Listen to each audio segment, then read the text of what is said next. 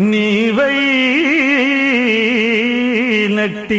తెరంగులోన నీ దేవుని జూచి ఆ దివిని తేజము తోడను మేళవించి నీ భావము మార్చి లోక పరిభావిత దివ్య పదంబునందు నీ స్థావరమున్నదన్న పదసందున నింగనము అచ్చటచ్చటన్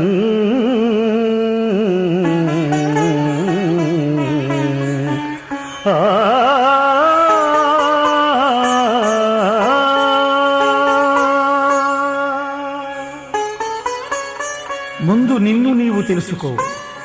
ఆ తేజస్సు నీవే అని తెలిస్తే భగవద్ దర్శనం అయినట్లే. ఆ తేజస్సులో నీ తేజాన్ని మేళవించి భావాన్ని మార్చి ధ్యానం చేయగలిగితే దివ్యపదం నీ సన్నిధిలో నిలిచినట్లే. ఇక దానిని అందుకోవడమే తరువాయి.